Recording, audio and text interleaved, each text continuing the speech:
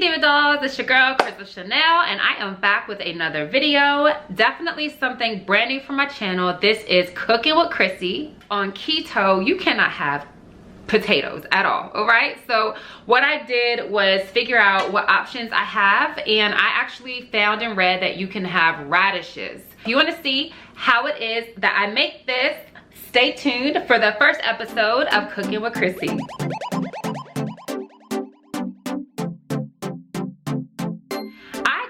I'm always trying to find healthy alternatives to the foods that I crave and I love, and you already know I'm on this keto journey. If you are following me on my channel that's for fitness, be sure to do that. I will link it somewhere in this video or down below in the box. But anyways, I have cravings all the time. So one of the cravings I had just last night was potato au gratin, if that's how you say it, or scalloped potatoes. Okay, so I've never had radishes before. I have no idea what they taste like. Some people say they're bitter, some people say that they're starchy, like tasting. I don't know, but I want to give it a try. I'm gonna make it how I would make my cheesy potatoes or scalloped potatoes or potato au gratin or whatever you want to say. But I just wanted to come and share with you dolls the recipe. So dinner tonight is going to be chicken, keto friendly. We're gonna do these cheesy potatoes, keto friendly, and then we're gonna do some broccoli.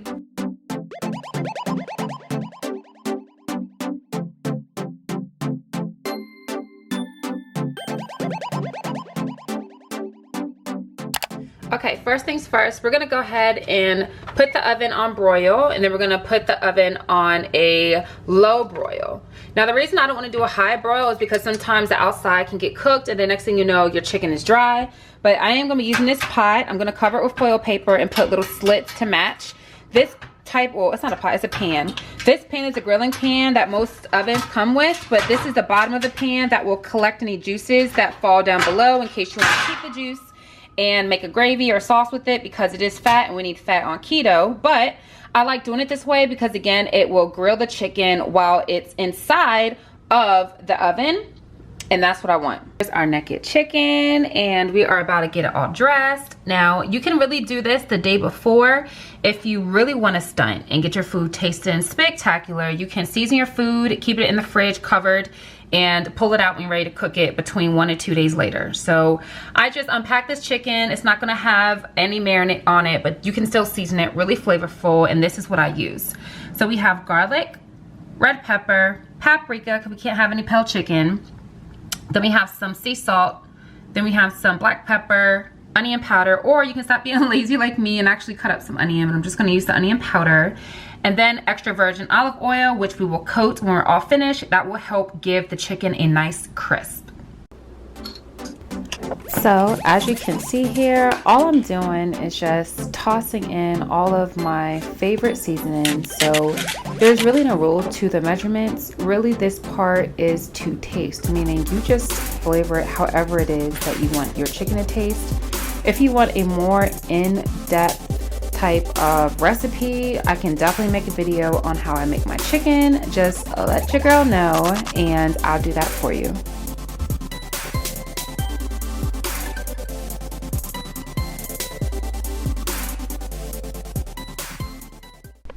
All right, so we go ahead and put the chicken down. 4 big chicken breasts. You can even feel free to slice these into halves, but I wanted to go ahead and keep them the way they are.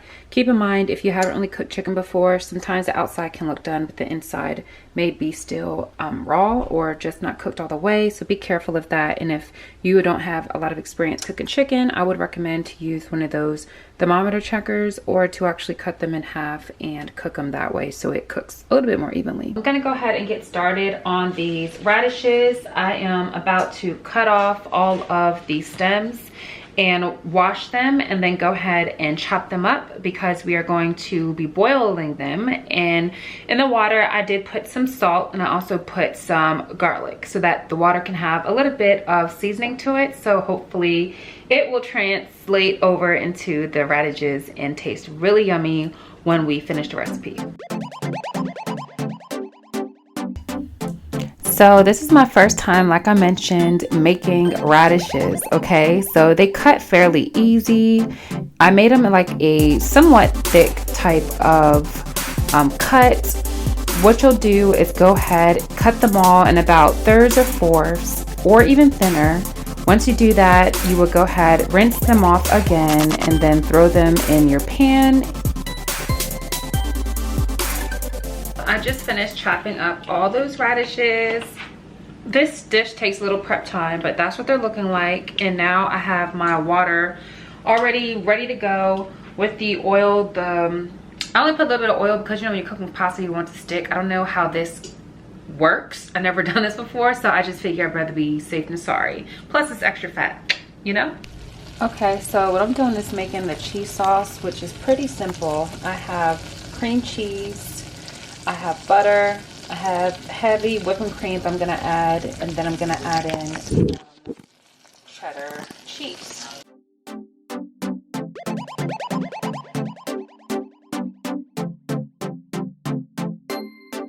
Okay, so now I'm going to season our radishes that were drained, and I'm going to use some garlic salt. I just really like garlic. I mean, if you don't like garlic salt, just use some regular pink salt. Some more pepper, and then we're gonna just toss that around.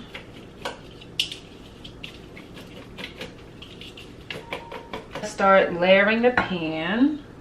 You can just toss it all in there, even kind of like macaroni and cheese, but I'm gonna just put some cream down here. I'm gonna just toss it all in here, to be honest. That's about half.